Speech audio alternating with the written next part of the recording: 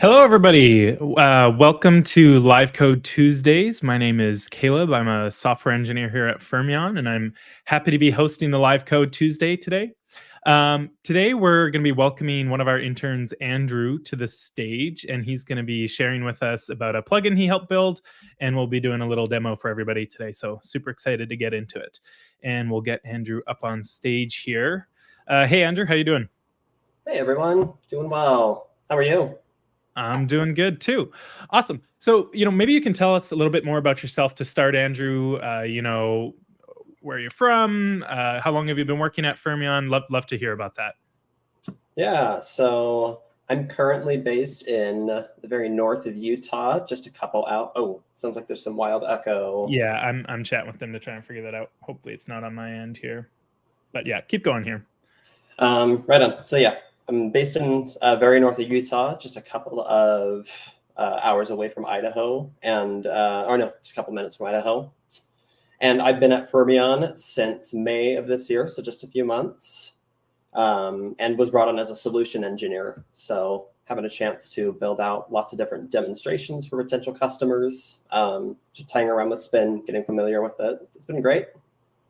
Awesome. Yeah, it's been a pleasure having you and a bunch of other interns on the team. Apparently, both of us are having some wild echo, so I'm not quite sure what's going on there, but we'll keep live debugging as we go, and maybe people can keep commenting in the chat if the echo's happening or not. But let's keep going on here and diving into the topic today.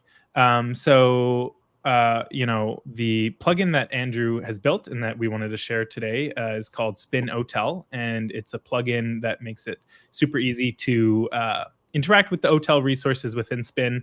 But before we kind of gave that demo and Andrew tells us a bit more about that, I thought it'd maybe be helpful to chat a little bit about what OpenTelemetry is first. So in previous Live Code Tuesday streams that we've done before, we've talked about OpenTelemetry. We've shared some of the progress we've made with that.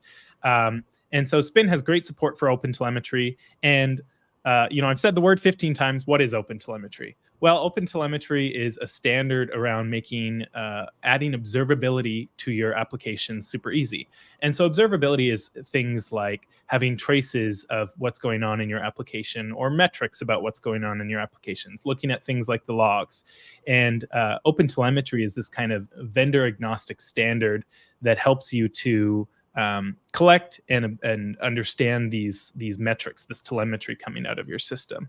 And so you wire up your application and you send all this telemetry data off to an OpenTelemetry collector, and then that can send it off to all these different data backends where you can observe this data.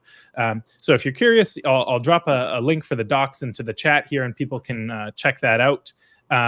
And we also have lots of previous streams on this and documentation for people to check out. I'm seeing here we've got a confirmation the echo was just 2 tabs open, so that's really good to hear because I did not know how to fix that one. But yes, okay. So that's a brief idea of what's going on with OpenTelemetry. But enough of me chatting. Andrew, maybe you can tell us a little bit more about your plugin and kind of give us a broad overview and maybe why you wanted to start building this plugin. So the idea with the OpenTelemetry plugin is we have in our docs instructions on how to manage observing your telemetry already. But part of the problem with these is it requires a lot of overhead to set up. There's a lot of pieces going on there. And part of what I love about programming in general is the ability to take a tedious task or something that is easily replicated and automating it away. And so taking this observability portion, OpenTelemetry portion of running a Spin app and kind of abstracting that process into an application seemed like a lot of fun and turned out to be just that. So totally. What the plugin does is it utilizes Docker Compose to spin up a few different containers that have user interfaces for traces, logs, and metrics. And then it will also allow you to run a built Spin app with the proper environment variables to export the telemetry data from your Spin apps. Absolutely. Speaking as someone who's done a lot of the OpenTelemetry work here and ran that Docker Compose command a lot and setting up that environment a lot, it is a pain. And I'm glad we've got this plugin now to kind of make it easier, because that was definitely kind of a rough spot on the experience.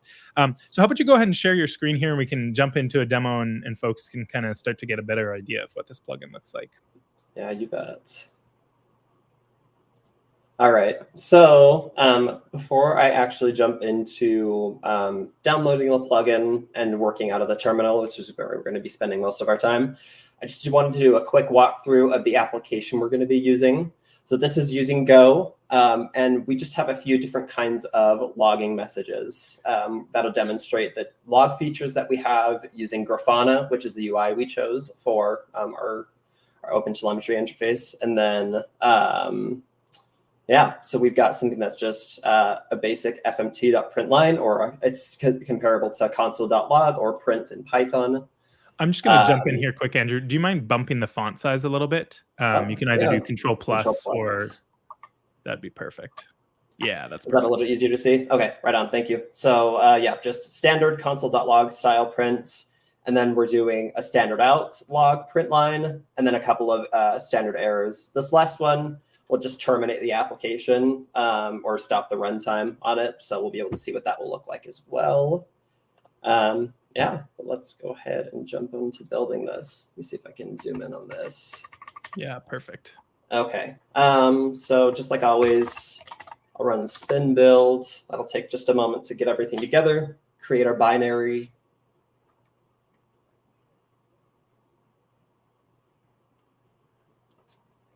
Good old static compilation. Takes a while. Yeah. We got the tmux chugging there at the bottom with our 84% CPU. Yeah. And so my understanding is you already have the plugin installed, Andrew. And so we can maybe demo off the plugin, and then towards the end, we can show people how they can install the plugin. I actually thought ahead, and we'll be able to install the plugin right up front. One step ahead. Love it. Yep. Looks like we're getting there. On hindsight, maybe there's not a ton of value in demonstrating the spin build plugin, so something to keep in mind for next time. Maybe I'll build it out. No worries, no worries. It's not a demo if something doesn't take a little longer than you expect. Yeah. Okay. So now we've got our binary built. We could just run spin up, which is great. We'll do that. So what I've done here is I'm switching to a new window. We've got our thing running on port 3000. And so now if I run a curl request, let me jump back. we'll see that we've got our print line statements that we talked about. This is our logging message. This is our error message. And then this is our fatal message, which gives us some errors from this actual Spin application. It's kind of handy. But part of what we'll run into is in order for a Spin application to emit environment or telemetry data, we have to run the Spin application with a specific environment variable. The Spin OTel plugin does this for us, so you don't have to worry about the value for what that should look like. But yeah, let's get started with installing the plugin. We'll just run spin plugins update. So that should give us everything we need. And then we'll do spin plugins install. And then it will ask us just to double check that we're good with installing it. We'll see that we've got v012, which is our latest patch for this. So I'll push yes. Okay, so now we've got the OTel plugin. Oh, looks like I don't have a version flag. That's all right. Oh, and shoot, I forgot about this. Let me get rid of my one password.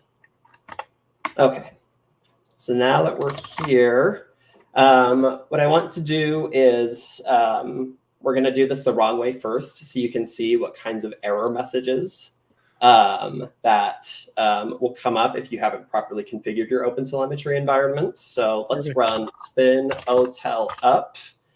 And what this is going to run the spin up command with the environment variable that the telemetry data or the spin up needs to export the telemetry data. So just a quick demo, if I were to do help, this allows me to pass in flags to the spin up command here. And so we'll see that we've got a lot of stuff, but this has given us the help information for the spin up command. So, all right, spin OTel up. So we're running this command. I'm going to zoom out a little bit. Yep, I think that should be fine. Is that still big enough that you can see okay? Yeah, people can comment if that's too small, but I think that's reasonable. Okay. So just to make it easy, I'm splitting my screen. I'll run another curl request. So we've got our metrics just the same, but you'll see that we have another error that popped up. This is saying that it's having a hard time connecting. And then it tells us that there's been an error with the OpenTelemetry system. The traces, logs, or metric are likely failing to export. What this means is I don't have an endpoint for the trace and metrics and logs to be pushed to. And the spin app is letting us know that we haven't set up our Docker containers to receive that telemetry data. So let's close out of that. And so what we'll do to fix this is we'll do spin OTel setup. And so this is pulling all of our Docker containers and then spinning them up. And so if we run our Docker PS command, which just tells us all the different Docker processes that we're running currently, we'll see that we've got a Grafana. We have an OpenTelemetry collector. We have Jaeger, which is for tracing data. Grafana is for metrics, I think, logs, as well as traces. And then we've got a Prometheus instance here as well, which just gives you opportunities to do some transformation on metrics and logging data. So now that we've got that all set up, if I were to run spin OTel up once more, then we do the same thing, we'll see that we get our expected error messages, but we have no errors like we had before without the proper telemetry environment configured. Awesome. So if we pause for a couple questions here, Andrew, when people run Spin OTel setup, do they need to like configure how Prometheus and all the things connect together, or is it automatically just wired up and it's just one command to run? What's nice about Docker Compose is we can configure how everything interacts with each other. And so all the networking, all the ports, everything is handled for you. So the only thing that you'll have to configure on your side is obviously you'll have Spin installed on your computer, but you'll also need to make sure that you have Docker on your computer and running as well. Awesome. Cool. That makes it super easy. Sure does. So, so from here, let's run, I'm going to run what's called a bombardier command. And what that's going to do is it's going to take like 4 or 5 threads of my CPU. I think in this case, it defaults 125. And it will just send a bunch of curl requests against my application. And so what that's going to do is it's going to generate a ton of logging data for us so we can see our different request metrics, see the logs, all in the user interface. We'll demo in a moment. So maybe not 5 minutes. We'll just do something small, maybe 10 seconds, and we'll see that we've got everything, all our logs generating up here. Okay. Now we've got that done. What I'll do is I'll run Spin OTel help just to show you guys some of the options that we have. So we've got Spin OTel up, setup, which are the 2 commands we've already seen, open. This makes it really easy for us to open the user interfaces we have available in these Docker Compose containers. So we'll do Spin OTel open. And just to show you what's available here, you can just type Grafana, Jaeger, or Prometheus, and it will open up those UIs. So let's start with Jaeger.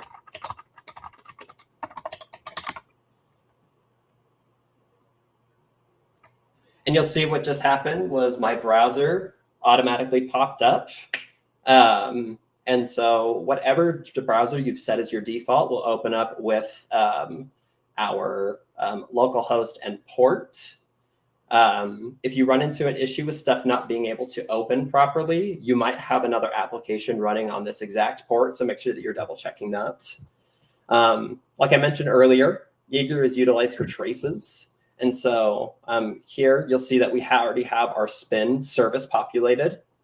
And so all we need to do is click Find Traces. And we'll see we have a nice graph here. And then we have stuff about spans and errors. And we'll have just a bunch of the trace data that we have. So just in case you're not familiar with traces, if I'm not mistaken, Caleb, correct me if I'm wrong, but traces are indicating the length of time it takes for an application to run. And so, but specifically through different points throughout an application stack. And so you'll have like an HTTP request portion and then the actual runtime of the application. Then if it calls out to another thing, it'll give you information about that other component. So yeah, absolutely. So yeah, if we pause here for a second, you go ahead and click into one of those spin get traces. We'll be able to see what that trace looks like. And so, a distributed trace consists of all these different spans. So here we have a spin, get / ... operation, which is that get request coming into your spin instance. And then we have a span for executing your WASM component. And we can see the nesting of these spans and how they relate to each other. Now, we had a great question from Mohammed earlier that I want to highlight here. It's a good time to talk about it. Can we show up end-to-end journey of a request going through a couple of the components where we can trace, log, and monitor the lifecycle of a given request? So this is kind of hinting at this idea of, do we support distributed tracing and being able to, maybe a request comes into your microservice architecture in one place and then it calls another component and it goes out to a different service. And you want to get a distributed trace that's tracking across all these different services. So the short answer is yes, we do support that. We don't have that prepped in a demo here. We would need some sort of demo where we have a component calling into another component. But we do support inbound trace propagation, meaning, if you're sending a request with a trace ID from some external service coming into Spin, we will continue to propagate that, and external trace propagation. So if you're sending out a request, you can set the headers and we'll propagate that information for you. So that's a good call out. Maybe in another Live Code Tuesday or in some docs somewhere, we could do a demo on the kind of distributed tracing story, because that's a really important part here. And we've also got another question from Mohammed here that I want to highlight. In case the OTel stack is already deployed, is there a way to configure Spin to send telemetry to the pre-existing stack? If yes, how? Good question. Can I jump in on that? Of course, yeah. So regardless of whether you have the Docker Compose stack up before your Spin application is running or after, So long as you haven't made any HTTP calls to your Spin application, you're not going to see any of those error messages. And so ultimately what you need to make sure is just that you have the Docker Compose stack up and running before you start making those calls. But let's just say you forget, you make a call to your Spin application before you have stuff up, you have those errors popping up. You actually don't need to stop your Spin app to get things to work properly. All you need to do is just run that Spin OTel setup. And then your Spin application will then have an endpoint to export those telemetry information to. Totally. And if I might add, so let's imagine Mohammed already has, maybe they don't want to use Docker and they have OTel running directly on their machine with system D or something like that, and Jaeger running directly on their system, and they want to use that separate OTel stack that they already have deployed. Yes, you can do that. You just want to go to the documentation for observing applications, and you just need to set the correct environment variables. So that's what the OTel plugin is doing under the hood, and it's setting the correct environment variables for its Docker OTel stack that it's set up. But you can, of course, use the environment variables yourself to point at your own OTel stack that you have running. Right on. Awesome. So maybe we can check out some of the other things here.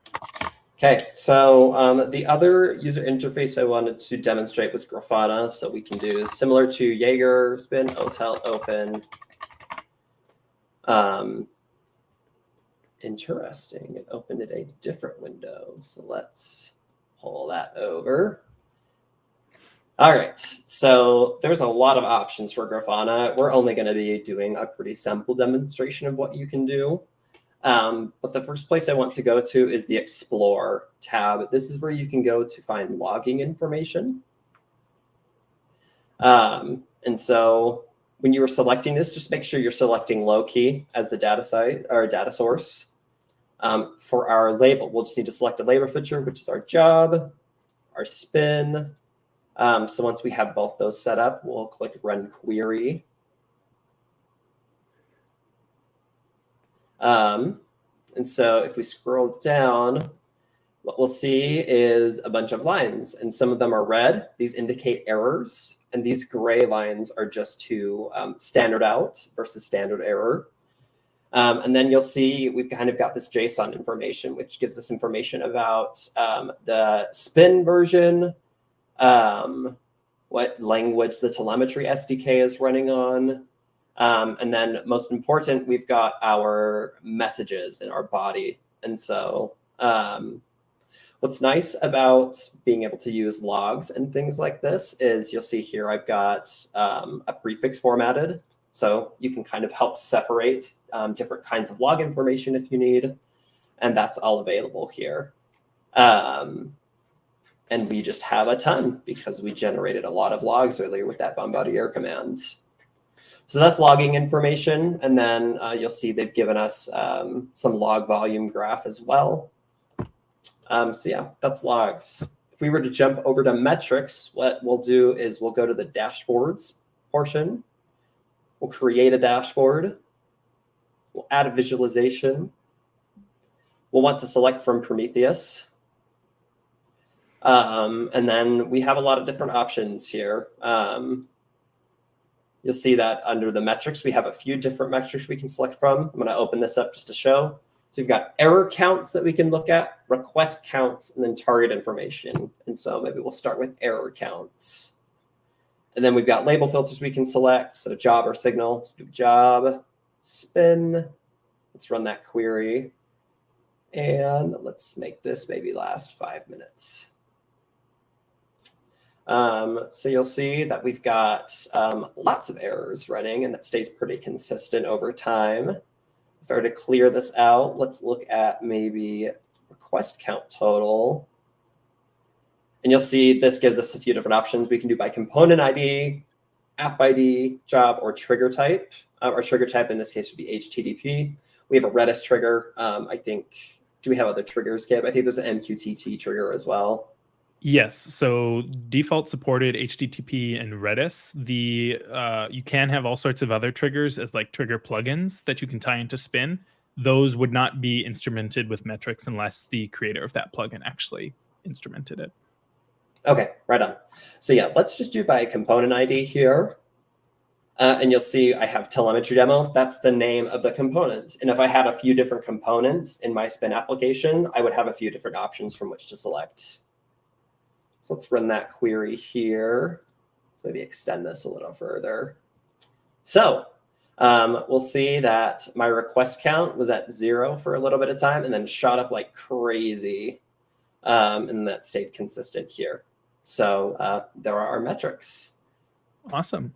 Now, the couple kind of tangents I want to put in here as things we're working on or things that we support. So first of all, if we go back to logs, and actually if we go to Jaeger, I want to show off this really cool feature we've added. Yeah, just the Jaeger tab. So those little lines in the span, if you like zoom in a little bit, those are actually events that are being emitted in the span. And so you have a span and then you can have an event that happens at an instantaneous moment. And so we, not only do your logs get forwarded to the Loki log store, but they're also getting emitted as events on your span, which I think is really helpful for kind of the debugging story, because debugging in the WebAssembly ecosystem is pretty rough around the edges, but being able to have log statements that tie into your spans, I think gets you like 80% of the way there for being able to understand what's going on with your application. So that's one thing I wanted to point out. Another thing I wanted to point out is we got a lot more metrics coming down the pipeline that we're going to be emitting and supporting. Another one of our interns here at Fermion, Rohit, is working on supporting emitting metrics from a number of different host components, so you can get things like how many outbound HTTP requests did I make, or how many times did I query my Postgres database, and things like that. And then I also just want to kind of add as a little tangent primer that, you know, lots of work has been done upstream in WASI Observe to support things like doing tracing and emitting metrics directly from within the guest itself, so that you could emit custom business metrics. For example, you know, how many times does foo widget counter get interacted with or something, and then you can like truly kind of instrument your application like you might expect to be able to instrument any other application. So couple of sides there. We've got another great question here from Mohammed that I'll share. Who has the responsibility to pre-filter what is sent to the OTel stack, or could it be done at the filter processor level? I've got an answer, but did you want to take a crack at this, or would you want me to, Andrew? Go ahead, Caleb. Sure. So great question. There's a number of different things you could mean by filtering here. So I'll take it from a couple different angles. First of all, let's say you only want to emit traces from your Spin application and you're not interested in metrics or other things like that. In our OTel docs, we show you how you can configure just to send one type of telemetry up. So that's one kind of filtering you could talk about. Another type of filtering you might be talking about is like sampling, right? Because it can be a lot of data to send, you know, a massive distributed trace for every single request coming into your architecture. You know, Andrew gave that example of hitting your service with a lot of load, and that can be a lot of data. And so we also have documentation in our docs talking about how you can turn on sampling. And so right now we support just really kind of simple like percentage-based sampling, where it's basically like, okay, one out of every 2 requests that come in, we're sending a trace for that. But the OTel ecosystem does have more advanced support for more complex kind of sampling. And then who is the responsibility? I think that's a good question. Typically, the responsibility for the sampling would be at the Spin level. I'm sure you can do sampling once it's actually into the OTel collector, if you set up special configuration for the OTel collector to do sampling there. Yeah. Just looks like we got an extension of the question here. My point, if we need to be compliant with cybersecurity controls like PII, yeah, all those kinds of things. Yeah, that, to be honest, I don't actually know the answer to where you would likely want to do the PII and like GPDR filtering. My guess would probably be, I don't know, I'd have to do some research on that, but it's either going to be at the OpenTelemetry collector level or the Spin level. And maybe you could build like a custom sampler at the Spin level. But yeah, that's an interesting question. And, you know, if that's like an important feature to you, go ahead and open an issue on Spin, and that's something we can kind of continue to pursue for you.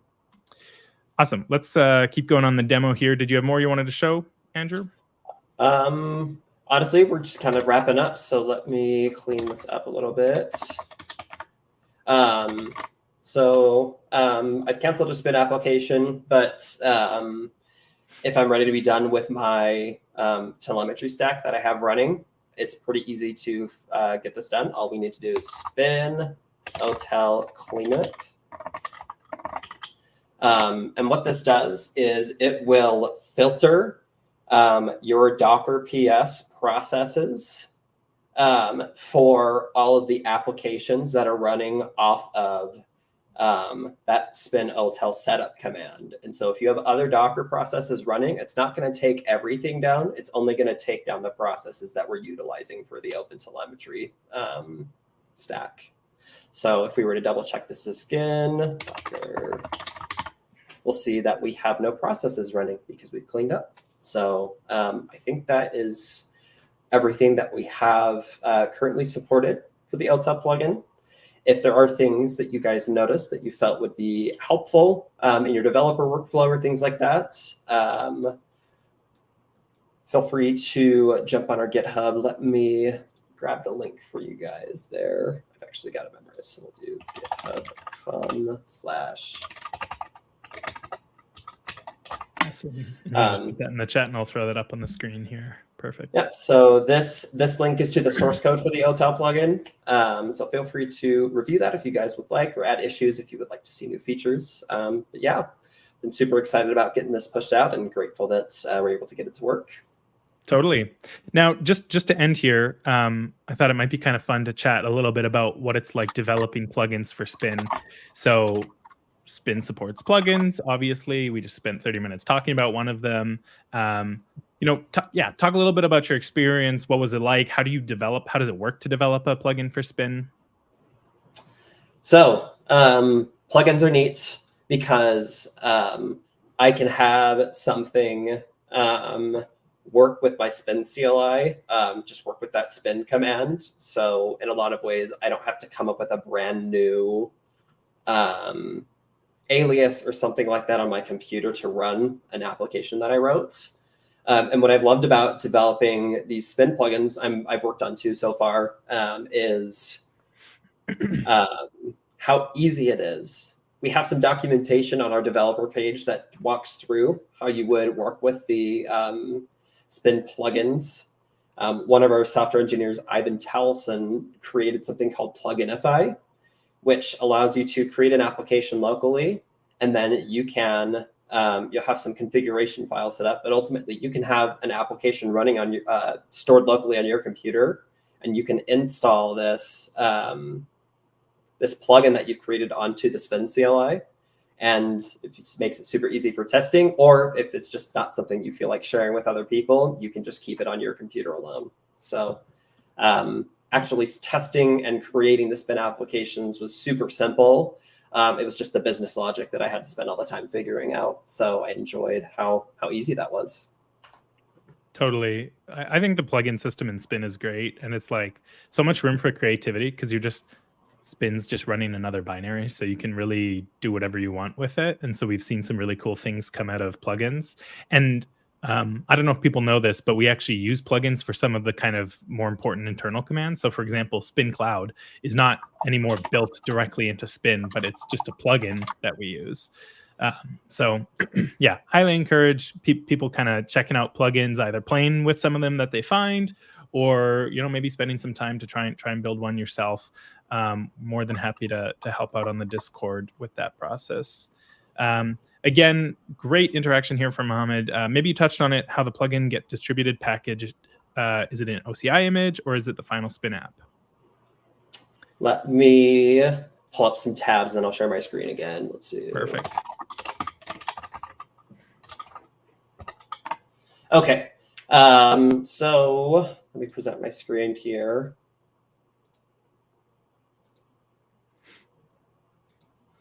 All right. So let me jump back here. I'm here at the OTel plugin source code, and I've created a GitHub Actions workflow that packages and deploys some releases here. So if I jump over to the releases, we'll see that we have some tar.gz files created. And so jumping into the workflows portion, basically what this does is we have a matrix for the Go architecture and the Go operating system. And then we have the architecture for the pluginify tool and the operating system for the pluginify tool, because those don't necessarily map one-to-one. And then we have Go build different binary files for individual architectures and operating systems. And so once those are built, we'll package them into a tar.gz file, I think here. And then we push them as releases. And so that's how that gets deployed as a release on the actual GitHub. And then we'll see here, we've got a spin pluginify. So these define our artifacts that get deployed in that tar.gz zipped file. That basically manages the release file. Oh, let's see. Stay on page. OK. So releases on the actual repository for the code. If you want to have a plugin distributed for just the Spin command line interface at large that people can just run Spin plugins install, we've got this really neat place where you can create a PR and add a JSON file that indicates the location of each of your individual release package locations, as well as what command they'll run. And so if I'm in this JSON scheme, oh, whoops, I think that's the wrong one. I think manifest is the right file. So we'll see I've got a directory here for OTel. And if we go to the most recent version here, we'll see that we've got our name for the plugin, some descriptions, its homepage, its Spin compatibility, and then we've got some URLs for each individual release download. And so if you're interested in creating a plugin, feel free to visit our documentation on it. We'll walk you through how to create all these properly. Ivan Spin pluginify